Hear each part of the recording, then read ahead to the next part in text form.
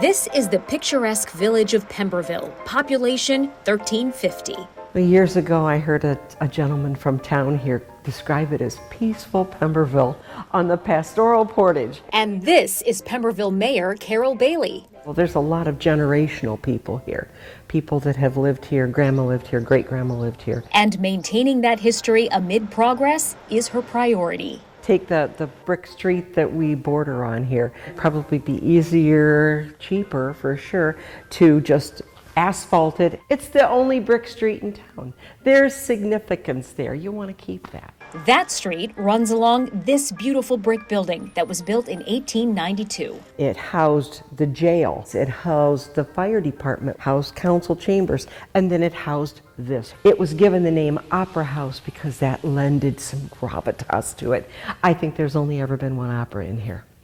And yet, its rich history secured the Pemberville Opera House a spot in the digital June issue of Ohio Goes to the Movies. It was allowed to fall in disrepair after the First World War, and then you had television, radio came up, and this just wasn't important anymore. But in 1999, a group of volunteers took on the task of restoring it to its former glory. They were able to scrape paint and find the stencils. So what you see, and color-wise, is what was here. This was painted white. As they started scraping, this 18-foot fresco emerged, and it was recreated with oil paints, people laying on their backs on scaffolding. We're actually walking through the windows.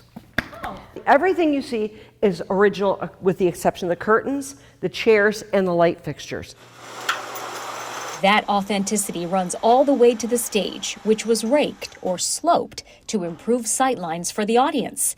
At the foot, you'll see the original troughs, which were once filled with kerosene and floating wicks as stage lighting. Kerosene produces a very harsh light. So what they would do is they would sprinkle lime dust on the kerosene. And that's where you get the phrase, "in the limelight."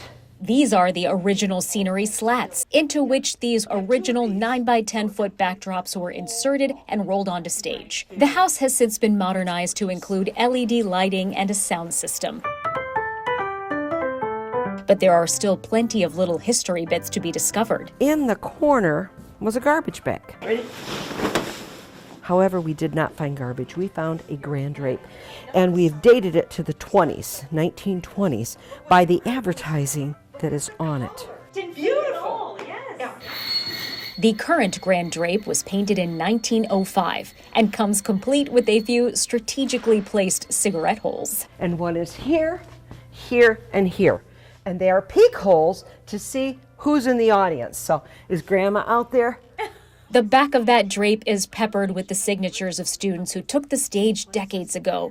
And backstage, the walls tell the story of vaudeville and musical acts that have traveled through town over the years. Every seat was filled prior to COVID. Getting that back has been difficult. But Mayor Bailey tells me that's still her dream, to repeat history in the best way possible. In Pemberville, Sasha Bray, 13 Action News.